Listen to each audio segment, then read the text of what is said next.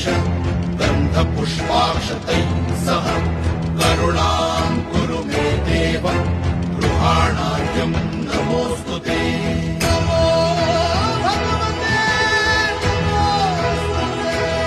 ॐ देहि सूर्यसहस्रांशो तेजो राशे जगत्पते अनुकम्पय मां भक्त्या गृहाणार्घ्यं नमोऽस्तु ते।